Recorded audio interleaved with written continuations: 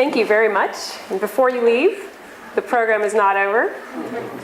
I want to thank David for that very inspirational speech and for giving us all a lot of things to think about and to hopefully talk about when we go back to our dorm rooms and apartments and houses.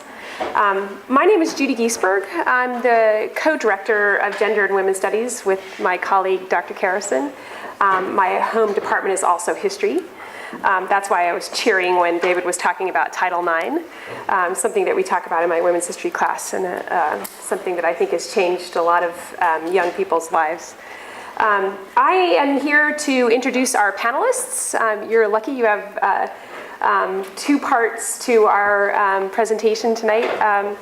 We have three professors from the staff here at Villanova who are going to be here to comment on David's presentation, but also to be part of the interaction that we're going to have afterwards. So I think you're all three going to talk, right, for a couple minutes? And then all four of you are going to have questions? Oh, just questions are just for him. Okay. All right. All right. All right. So let me introduce to you our panelists, and I think I'll introduce all three of you. And then in the order that you're going to appear. Our first panelist, or our first discussant, is Dr. Paul Rosier. Dr. Rosier received his doctorate at the University of Rochester in Native American history. He regularly advocates against the use of Native American mascots for local sports teams, including our local Radnor High School Red Raiders. Dr. Rosier teaches American women's history, sports in American history, and Native American history. He is a Phillies fan. Indeed, he is so fond of the team that he named his cat Phillies. Maybe that's one of the things you might ask Dr. Rosier about afterward. Dr. Mary Beth Simmons received her Master of Fine Arts in Creative Nonfiction from the University of Iowa. She has taught in Cameroon, Iowa, and Pennsylvania. Dr. Simmons has been the director of the Writing Center at Villanova for 10 years. She's about a 19 handicap, which for those of you who play golf, yeah, I think we'll know that, we'll understand that, right? All right, and then our third panelist is Dr. Rick Eckstein, who you've already met. Dr. Eckstein received his PhD at SUNY Stony Brook. He is professor of sociology and associate director of the Center for Peace and Justice Education here at Villanova. He regularly teaches courses on and does research about the politics and economics of sports, especially publicly financed sports stadiums. He's co-author of Public Dollars, Private Stadiums, The Battle Over Building Sports Stadiums. Dr. Eckstein is currently researching the new professional soccer stadium in Chester, Pennsylvania, and its probable effects on the mostly poor people and families who live in that city. In 2006, Rick was named one of America's 101 most dangerous professors. So join me in welcoming our first panelist, Dr. Rosier, Dr. Paul Rosier.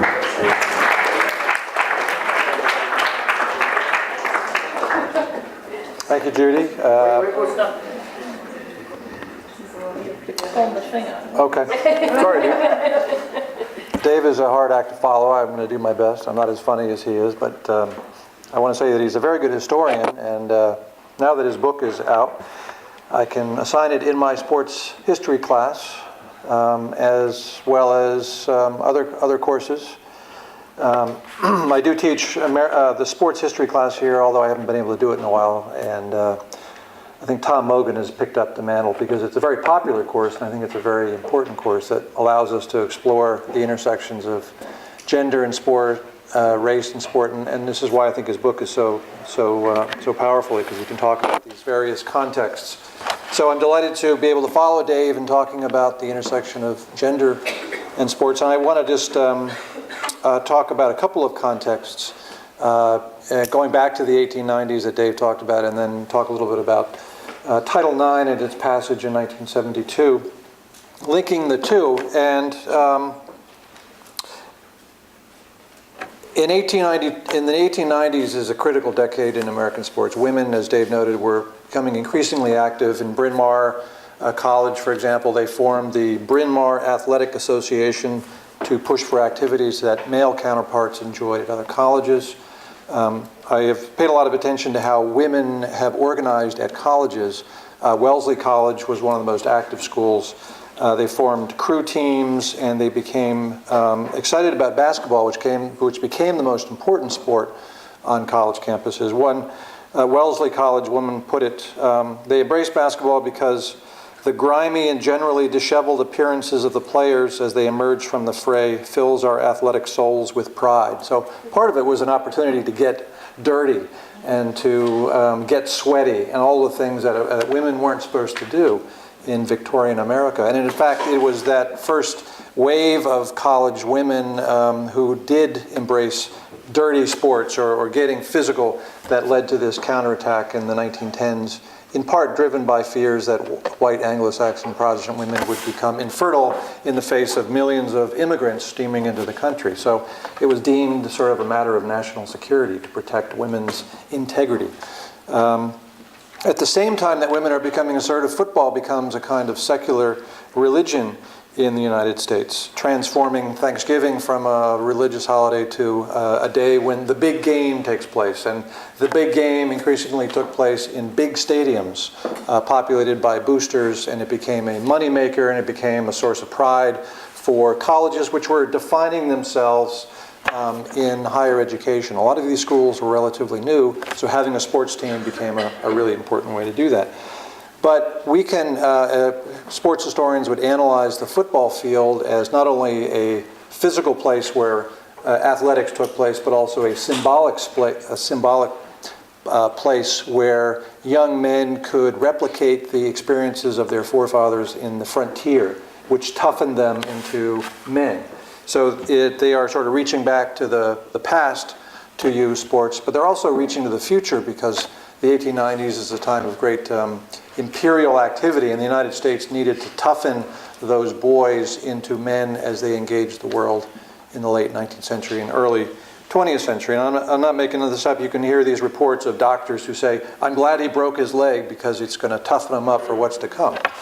And in fact, the most influential imperialists were big advocates of football. And the NCAA was founded in 1906 precisely because of the violent nature of football. That was the impetus for the founding.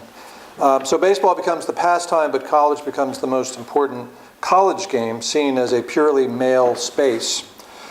These cultural attitudes surrounding football hardened during the Cold War, 1950s and the 1960s. And here again, football becomes seen as another vehicle to toughen young men in a world of competition. On the eve of Title IX, a federal judge captures these attitudes in a 1971 ruling against a woman's right to equal participation in sports. The judge argued that, quote, athletic competition builds character in our boys. We do not need that kind of character in our girls, the women of tomorrow. So these ingrained attitudes, which included the necessity of football in a sort of broader social scale, as well as the entitlement to resources and space that it both bred and required, surfaced in really visceral ways when Title IX was passed in 1972, which ended at least legally, the gendered notion of separate but equal. And Title IX became seen not as a win for women, but about what men would lose. One athletic director complained that women were emasculating football. The president of Notre Dame denounced women's groups for waging what he called a strident, irresponsible, and irrational campaign against football, here employing the trope of the irrational woman. Coaching icons Bear Bryant and Barry Switzer featured fearing Title IX's impact on their football teams, found a willing supporter in Gerald Ford, who was president in 1995, and Ford was a major booster of University of Michigan football. So here we have this image of Bear Bryant and Barry Switzer going to the White House to complain about this irrational law. So resistance to Title IX is legitimated on various levels.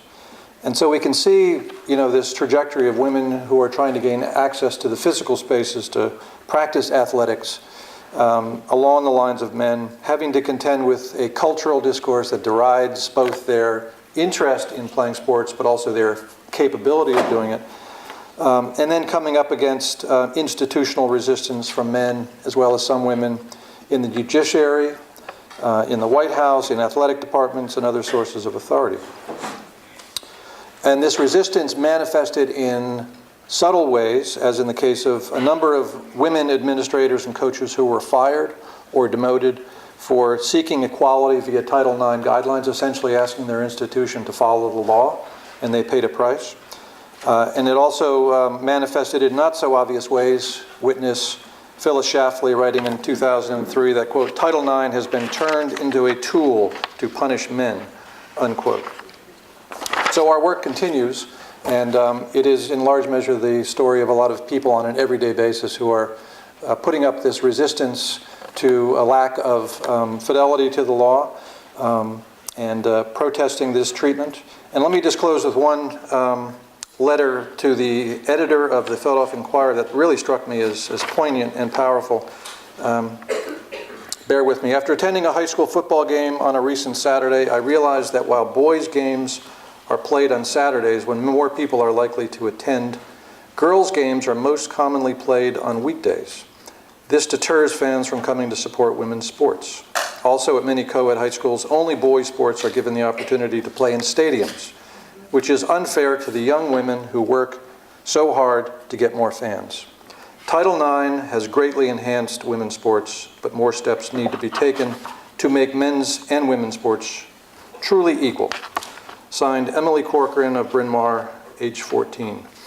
So here was this act on her part to engage this public discourse by writing a letter to the Inquirer, which for a 14-year-old I think is pretty extraordinary. So instead, I wrote a little story.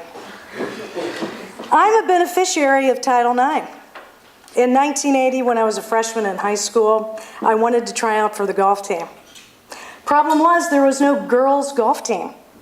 So I went to the athletic director and the coach of the boys' team and announced, I didn't ask, I announced that I was going to try out for a spot on the team. Okay, Mary Beth, they both said. Fast forward, it's the last day of the tryouts. Keith Woolery and I were paired against one another. Now, Keith and I had been friends for years, so our match was, as they say, friendly, until the last hole. We both did the math and realized we were tied. The person, as you know with golf, the person with the low score on the last hole would win a place on the squad. This is when I wish I could do my best golf voice. Both on the green and three. He three-putted. I two-putted. Into friendship. In the beginning of my 4 years as a competitive golfer against the guys, it was not uncommon for me to ride to meets with the guys and no one would speak to me. These were my teammates. Well, imagine when we unloaded the van and the opposition would see the girl golfer. No one wanted to be in my foursome. No one. Did this motivate me to sometimes beat the guys? You bet. Would I laugh at their sexist remarks that they whispered to one another thinking I could not overhear them? No way. Did I have the time of my life playing golf after school most days in lovely central Illinois? Absolutely. So I share this brief story because when I was asked to be a respondent and talk about how female athletes are portrayed in either film and or literature in 3 minutes, I kept going back to the personal. Because my marginalization in the early 80s matches something of the marginalization we see in mainstream films. So allow me to segue, and I will be brief. I like to respect my time limit. So quick, try and think of 10 mainstream movies in the past 10 years that featured female athletes.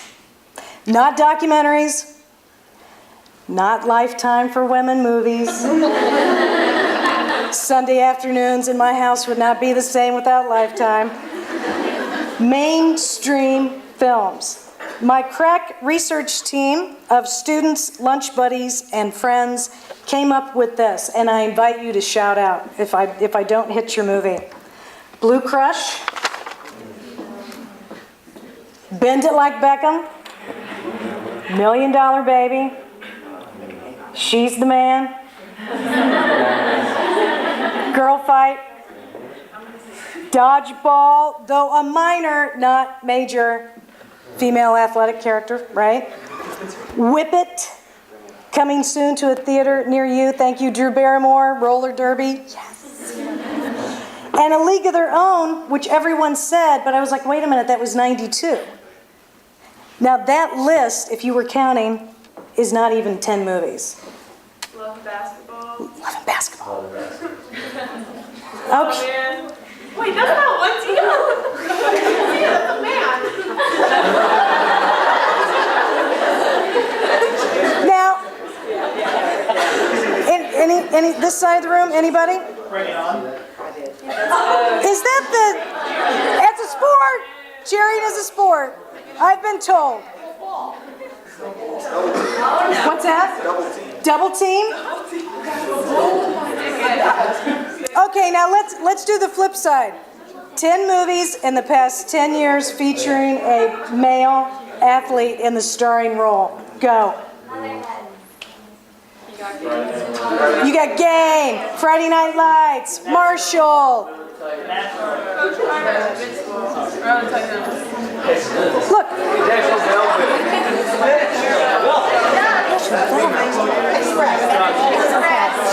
What's that? Express. Okay.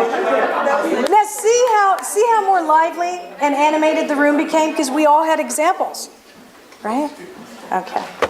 That, my friends, is 3 minutes. Thank you. Dr. Rick.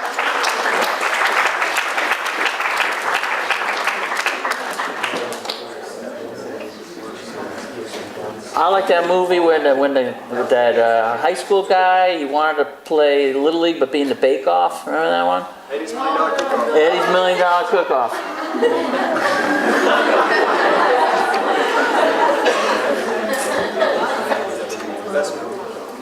Great movie.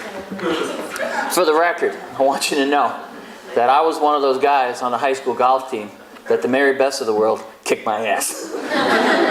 I'll tell you the story later. Put one in the drink. And I wanted her, golf speakingly. I wasn't scared, right? And then I put one in the drink. That was tough. Sorry about that. Can we edit that out, by the way? Look, in addition to all the Villanova people, I just wanted to have a little shout out here for my friends from my beer league softball team, the Bulldogs. A couple of them are here. Right? That's pretty impressive. They've never seen me outside of my softball gear, so it's pretty exciting for them too, I think. Now, for women and girls, for Title IX, for this equal opportunity, my feeling is, in my 3 minutes, is that be careful what you ask for, women of the world, because you just might get it. That was profound. Now, assuming there's parity between sports opportunities and sports participation for males and females, and I'm not saying that there is parity, either globally or locally, but let's assume there is. We can't take for granted that sports itself or participation in sports is always a positive thing. There's the alleged good, the values that we associate with sports, the positive values. Cooperation, courage, fairness, loyalty, integrity, leadership. But there's also the negative values that are sometimes associated with sports. Over-aggressiveness, cheating, fighting, winning at all costs.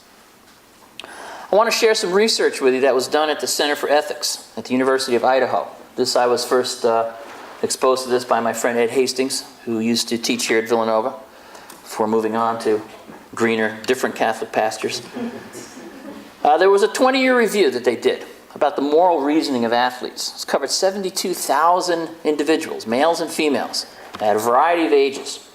And they looked both at snapshots at one moment in time and historically, how the moral reasoning using this scale, that has its problems, but it's a pretty standard scale, could judge the way that athletes express themselves ethically. And here's some of the findings. In a general sense, Athletes in organized sports are significantly less moral. Well, the term they used was callous. They're more callous than non-athletes. In fact, they equated their kind of ethical maturity to that of middle school students, let's say 7th grade, 8th grade. Right? The length of involvement one had in organized sports, this is male or female, negatively correlated with callousness. So the more you were involved in sports, the longer you were involved, the more callous you were, according to this moral reasoning scale. And there's generally lower morality, more callousness in those participating in team sports than those participating in individual sports. I suppose golf would be an individual sport. And figure skating, except pairs. Now, in terms of gender, and this is the stuff that's really important. This is for all the women athletes in the room. All right, this is something to really think about, I believe. Female athletes are generally less callous than male athletes, according to these 72,000 data points. But female athletes are becoming increasingly callous over time, especially in team sports settings. Third, there will soon be convergence of the callousness of female athletes in organized sports and male athletes in organized sports, or team sports, sorry. The positives that Dave was talking about with Title IX and the participation, the lowering of osteoporosis, the lowering of eating disorders, those I think reflect women's sports at a specific historical state before it started becoming more commodified and more corporatized, more about consumption, more about money, more about economics, more about the business of sports rather than the fun of sports. So beware romanticizing the highly competitive model of elite sports. Yes, female sports opportunities may be reaching parity with male sports opportunities, but female sports behavior may be reaching parity with male sports behavior. Sports is neither inherently good nor bad. It is what we make it. What are the values that will drive our organization of and participation in sports?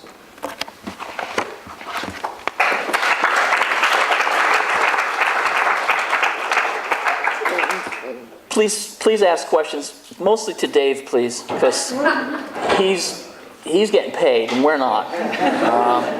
We do this every day, and he doesn't. We brought him here so you could talk to him. You can talk to us anytime. So please, questions about what Dave talked about or what any of us talked about. But ask Dave. Amy Poehler, skating. No? Not a main character. Okay. Sorry. Strike, female judge. Strike. Female judge. Yeah, she writes.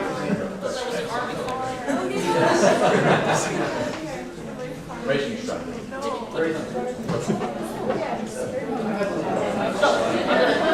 Who's got it? So we can continue to work on our lists, I think, but we can also use this time to ask some questions or make some comments that you thought were important that were left out. So I'll just stand up here and call out people. Should I do that? Or how about over here? Like, what would the remedy for Caster Semenya be at this point? Like, she's not allowed to be a woman in her sport. Is she allowed to be a man in her sport? Like, what if a man was too feminine or something? Would they test him and say, you can compete with the women? Like, I don't know what the remedy is. She's just not allowed to play. See, first of all, I hate to ask people this, but if you could say your name. Go ahead, Sean. You know my name. What was it, Shaw? Sean. Yeah, Sean, it's a good question. See, I would listen to you, it's a good question. It's nicer. They don't gender test male athletes. Gender testing is just the province of women athletes. And here's the issue with it. I mean, first of all, I think gender testing should be abolished from the get-go. I mean, it's one thing if people are getting testosterone or what have you injected in their body artificially. It's another thing if you are, as the expression goes, sort of like as God made you. And then what does that mean for you?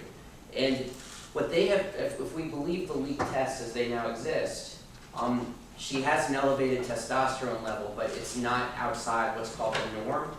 What is actually different about her is nothing that gives her a competitive advantage, and that she has two unworking internal testicles, and she has no ovaries. And some doctors actually say that that's actually caused, there might be health risks to this, and that she needs surgery, not that it gives her the ability to run 800 meters faster than somebody else. Now the problem with all this is that this is very delicate and very sensitive biology, and there are most likely people we know who have similar chromosomal makeups in this room. There might be someone in this room who has that and doesn't even know it. This is part of what it means to be human. There are debates about where this is coming from. Some people say it's microwave cookery and processed food is affecting our gender. Other people say this is the way it's always been and we're just more sophisticated now. But gender variance is part of what it means of human existence. And so to me, the problem is Track's gender binary to begin with. And the fact that because she is biologically different, it now is a situation where she's on suicide watch, and that's the result. And if you just try to flip it a little bit, and if there was, say, a big scandal over the shape of Michael Phelps' feet, for example. Because it's true, has anyone ever seen, photos of his feet? They are freaky with his feet. They are, this big, and they're like flippers. But if there was, some kind of, but instead it was just wow, look at his feet, that's amazing, he's the perfect swimmer. But instead, it's not like that. What if it was instead, this is a national scandal, we think it's very possible his mom had relations with a fish, or something like that. It's just so the point of that is just to say that it's the way the media discusses this stuff as part of the problem. Because unfortunately, this could be one of those, teachable moments where we actually learn something about what gender variance actually is. But instead, headline after headline was hermaphrodite, hermaphrodite, hermaphrodite, and then the next thing you know, suicide watch. So I think she should be allowed to compete as a woman, as it is determined that there is no competitive advantage to having her minorly elevated testosterone level and an internal biology which does not necessarily affect her ability to run faster with increased training.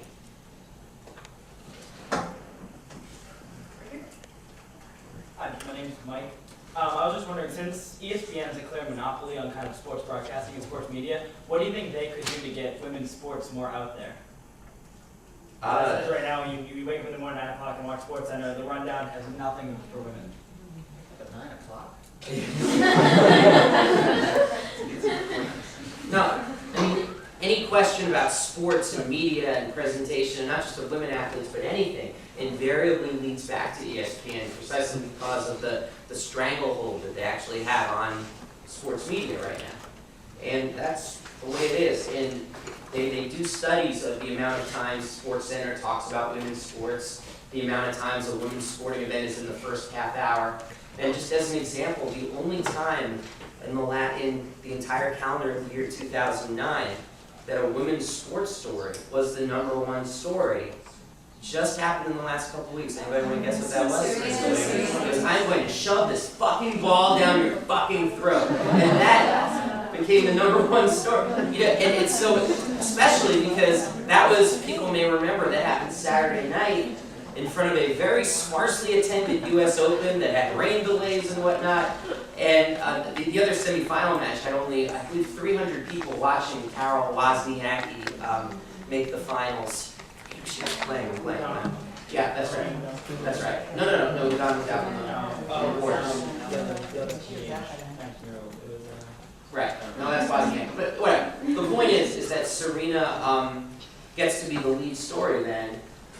And it's the first Sunday of the NFL, which I do agree is the sporting religion of this country. And it says something about spectacle, about scandal, and about ESPN's place on the landscape. I think ESPN is powerful enough at this point and so all-consuming that we actually are at a point where I think people should make demands of ESPN, like if you do want to see more, whether it's more women's sports coverage, more X Games and alternative sports coverage, because they have a level of control right now where it's just not a question of profit and them trying to max out profitability. It really is, you're at this point where it's a question of what is their broader responsibility to a very diverse sporting audience, because if you watch enough ESPN, you would think that there were only 3, maybe 4 sports in all existence, and maybe only 6 or 7 athletes worth us knowing anything about. And that's a problem. It actually makes us stupider when it comes to the broad, very interesting mosaic of sports that do exist, not just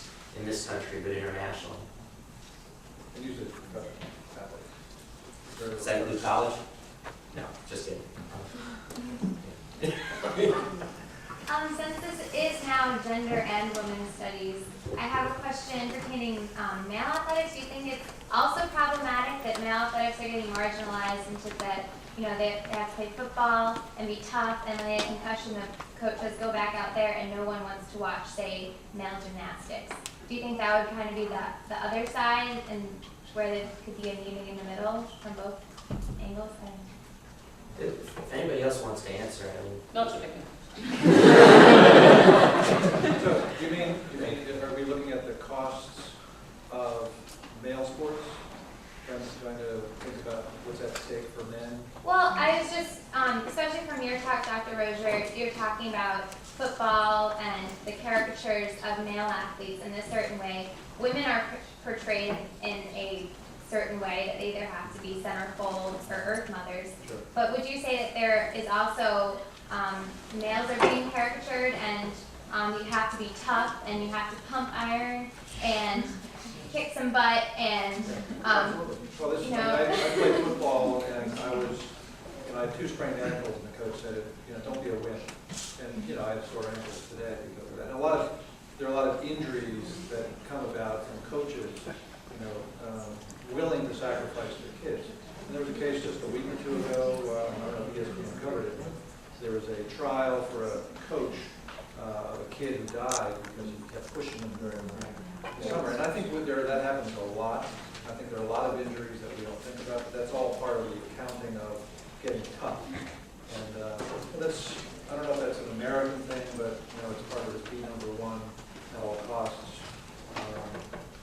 Friday Night Lights, I think if any of you watch that TV show, really gets at that culture of violence, which, and we've been hearing about Michael Vick and the dog fighting. And football is itself a very violent sport designed to injure people.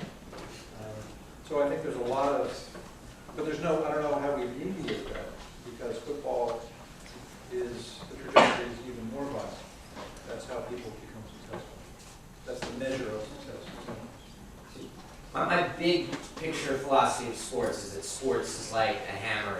You use a hammer to build a house, or use a hammer to beat somebody to death. And I've had coaches who said to me, the hammer is to build a house. And I felt like through playing those sports, always men's sports, of course, like didn't do any co-ed sports, like golf or anything like that. But so like around other men or boys, locker rooms, club teams, what have you.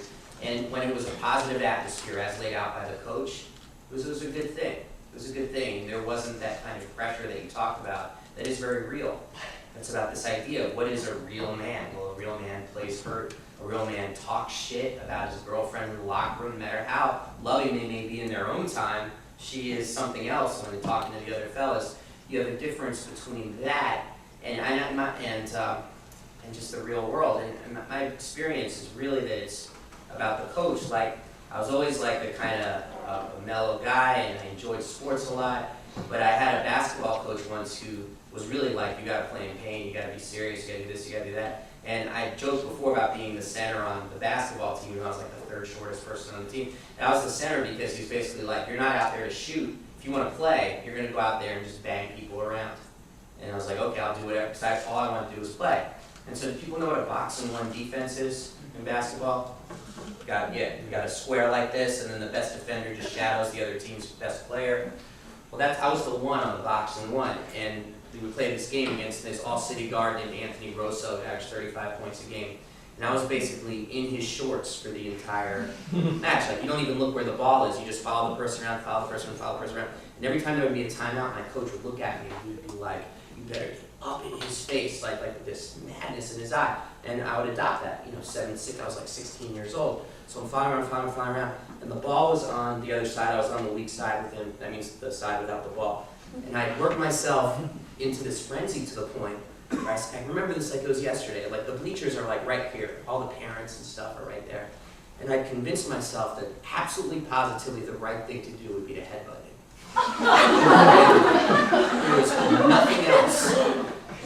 sense to me. And the ball's over there, nobody's watching. So I had to, and he goes, ah! My face! Hits the ground. And there are all these parents, and they start pointing at me and yelling because the ref didn't see. And he goes, it was him. He's an animal. He's an animal. And they're all pointing at me, yelling, he's an animal. This is a totally true story. And amidst all the parents, about where you are right here, is my mother, like this. And it was literally like, almost pardon the expression, because I was raised Jewish, but it was like a come to Jesus moment, where I was just like, wow. I'm not thinking of sports in the right way. He's an animal. That's just a good example of how the hammer can be misused in how we shape young minds. So that's it. Yes, my name's Dan. My quick question is in regards to what you were talking about with ESPN. Obviously, as you know, ESPN is owned by Disney, which is a publicly traded company. Do you really expect them to do something differently when I'm sure they have analysts that get paid a lot of money to know what people want to see?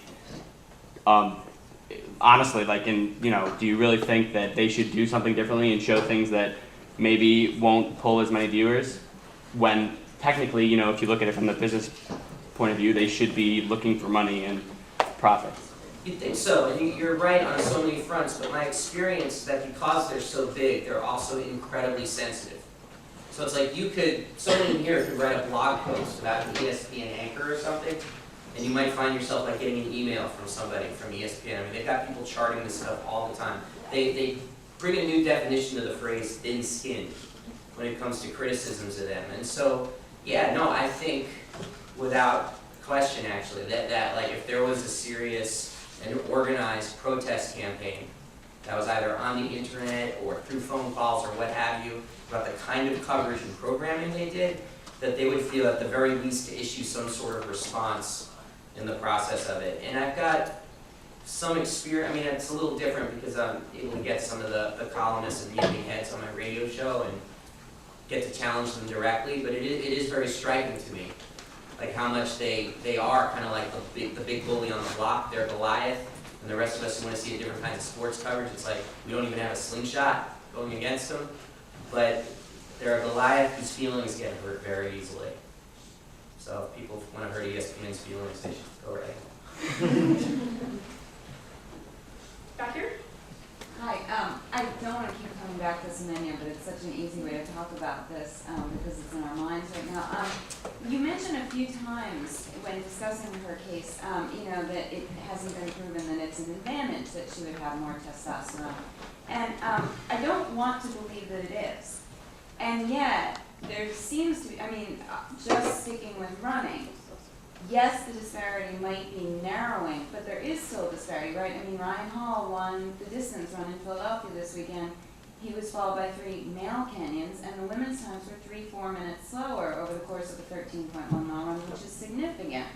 So how are we to account for what is maybe a narrower but still existent gender gap? Are we going to fall back? And I'm interested in that quote you gave from Elizabeth Cady Stanton, that if we treated girls differently, and I think that, there's something to that, like Iris Marion Young's thesis that women in a handicapped society or women in a sexist society are physically handicapped from childhood on, so that we don't know what they're capable of if they've been raised without that sexism and objectification. Is that too much? Sorry. Rebecca. And the fact that you said sorry at the end of that question that shows the handicap of no, I'm just kidding. It's a terrific question. Is someone else would like I'm going to take one. I'm not going to talk again after this, probably. So what I always find interesting is when we do these comparisons, males and females, let's say with running time. Remember, we've selected some arbitrary way of measuring whether you're doing well or not, whether you win or lose. So it could be time. But we could come up with some other indicator of whether somebody is better at some activity than someone else. I'm going to go, not to pander to the women's basketball team, but imagine if we scored basketball a little bit differently. That if you get a basket from an assist, you get extra points.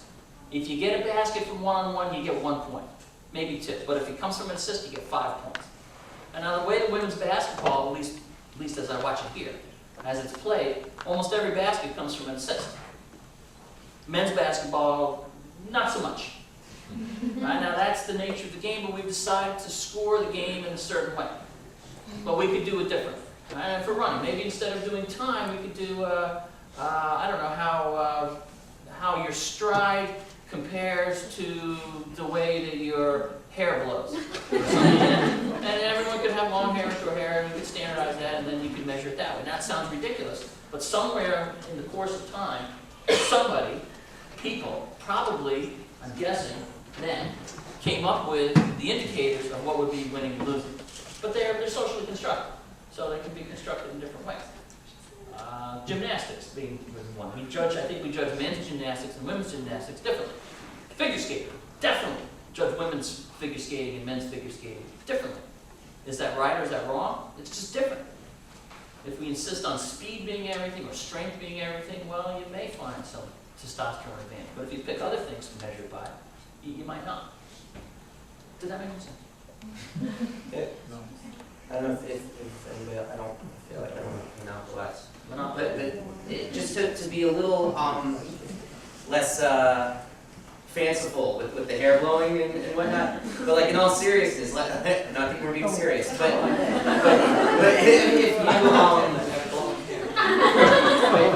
if you did separate runners, for example, seriously, by a weight class system or by a muscle mass system, or a height even. I mean, would the times be different? Would it change the way we understand variance? Would we change to understand men versus women? Now, running is the one that actually has the least gap. If you look at everything from basketball to swimming to golf, is being a great example of it. Annika Sorenstam and Michelle Weed. But if you look at all this, it's really running where the gap is the most stubborn. And there can be indicators there about how fast you're going to be. Whether or not, like a country like Jamaica, why does Jamaica produce all these world-class sprinters? I mean, it's not because that there's something in the food or in the water. I mean, it also has to do very much with this question of nurture, about basically track in Jamaica is like football in this country.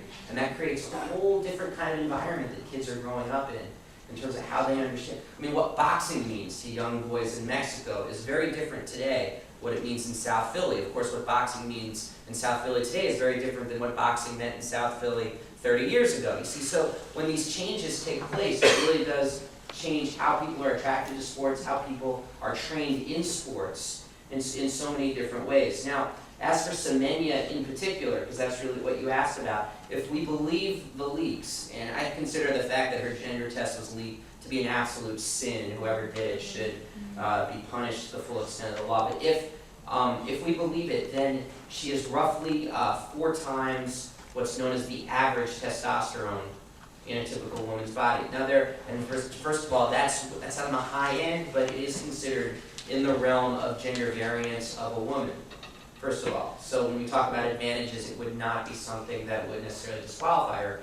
The second thing is, I think we really run into problems when we speak about women, sports, and what's quote-unquote normal. Because like I was saying in the talk, that's just not a vocabulary that we use for male sports. Like we may say Shaq is awesome, but we don't call him abnormal. And that's something very specific about women, that they somehow don't look like women, and that makes them suspect in this realm of sports. So I think part of it is challenging those ideas and assertions about what it means to be a women athlete, and also stressing very strongly that like as Rick said, that this idea, I mean, sex is something that's biological, but gender is something that we have constructed and created in our minds over the course of centuries. And because of that, it's something that's subject to change. So why shouldn't we in 2009 be some of the people who challenge and try to change it even more? Here, I just had a thought. With regard to the Semenya case, I feel that actually in South Africa there's been 5 other athletes that had the same problem that Semenya has regarding gender, but it wasn't sort of made publicly. And so Semenya is the first person that, I don't know, it's been sort of, everybody knows about it and everyone's talking about it. And I feel it's a big violation of human rights, first of all, and to the fact that she comes from an informal settlement in South Africa, where most of the people are not educated. If you can imagine not sort of being fully educated, English is not your first language. And all this media and people around you just in this whole sort of different world, the pressure that she's under is immense.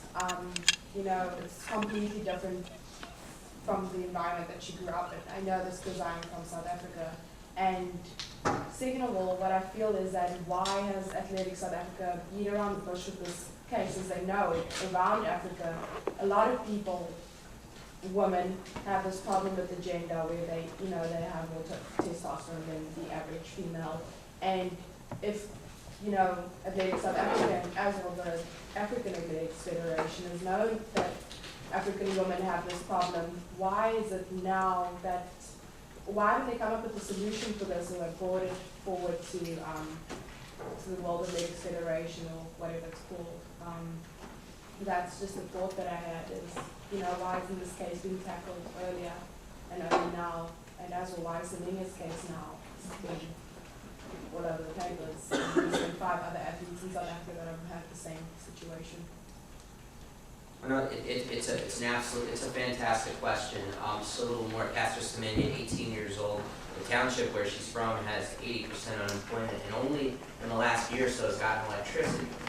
So this is someone who was not growing up with a very full, educated, knowledgeable sense of what it means to be androgen and sensitivity syndrome or to intersex or anything like that. She's someone who ran and was very good at it.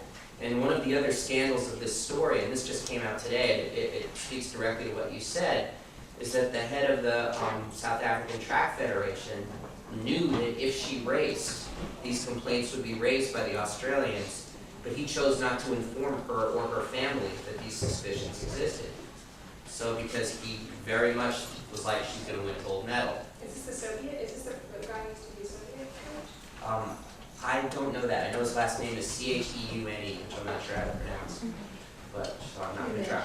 But so there's a lot there too, and I mean it's such a sad story because she's the one. All she's wanted to do is run from the beginning, and she's the one who's been caught in the vice of this from the get-go.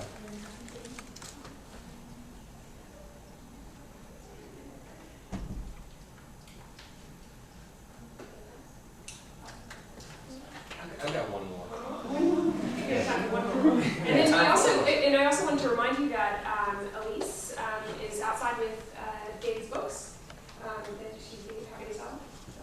But please go ahead. Because when I think disposable income, I think college students. So. All right, you get the last question. I want to sort of address the question that we heard earlier about sort of, you know, isn't ESPN just respecting their bottom line? And I think the answer that you gave, right, which is that ESPN is sensitive and it's probably easy to put pressure on them, is true, but it also sort of underestimates the fact that because ESPN is so dominant and powerful, they shape public opinion as much as they respond to it, right? So it's sort of unfair to say, well, you know, ESPN is just trying to sell what people already like because ESPN determines in many ways, right, what people like. And that sort of leads me to wonder what happened to the activist athlete, right? And I'm in communication. I study the intersection of race and sports. And so what I've been looking at recently is a number of people who are sort of concerned about, well, I'm thinking of like Bill Rhoden's book, $40 Million Slaves, and Sean Powell has a book called Sold Out, right, where he sort of wonders what happened to the black activist athlete. And I guess what I'm wondering is, right, I think you're right to sort of look at all of us and say, well, what can we do, right? Now is the time for us to change our attitudes, and that might be right, but where are the activist athletes? Where are athletes in this, right? Because, right, the argument over here, right, the defenders of the status quo are going to say that ESPN and every other sporting institution is respecting a sort of a financial incentive, right? And then they're also going to point at Danica Patrick and Candace Parker and say, right, these are women who submitted to the logic of the mass media. So the question then is, where are athletes, right, who are actually making principled statements?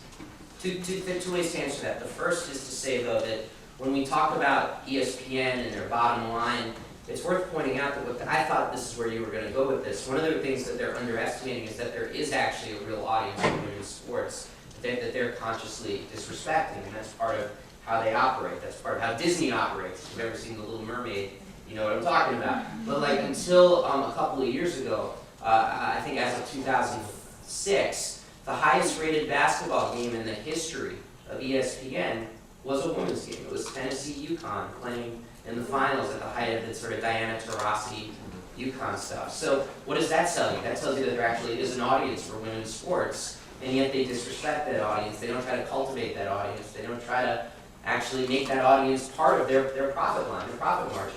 And I see the same thing in the NFL, where the fastest growing sector of NFL fans are women. And yet, if people saw the opening of the Dallas Cowboys Stadium, they had cheerleaders in cages.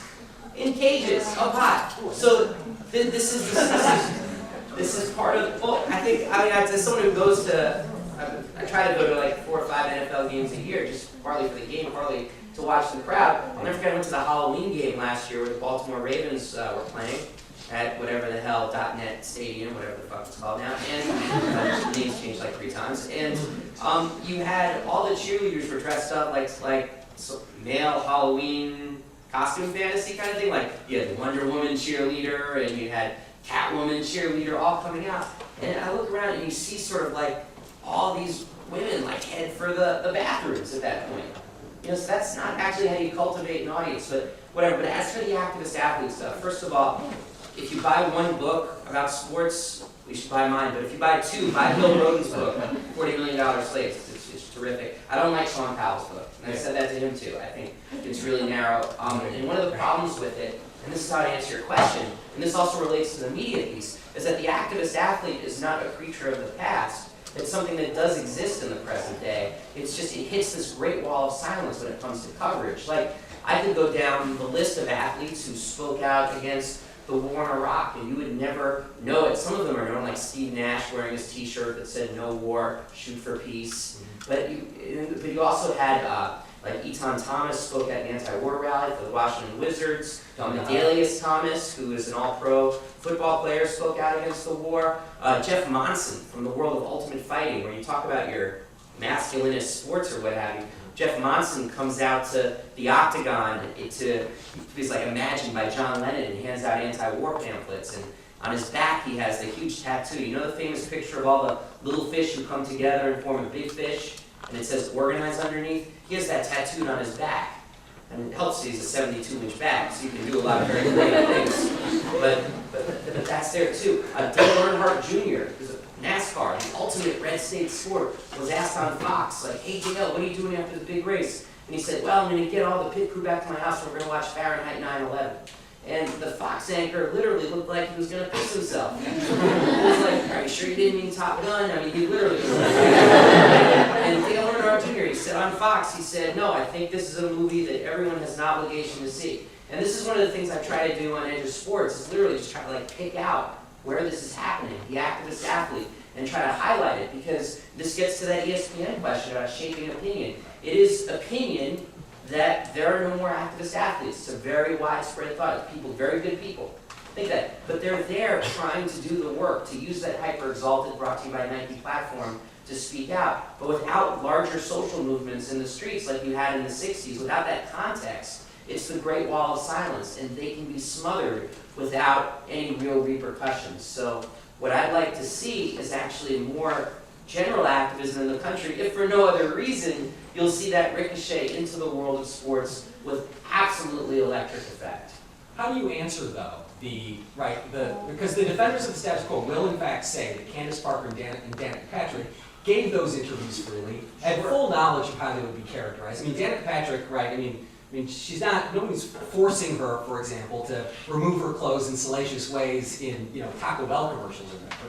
But it happens. And so the question is, how do you, respond to those who defend the status quo by saying, well, this is what feminism means, women have the choice to do this? Well, first of all, nothing's sexier than Taco Bell.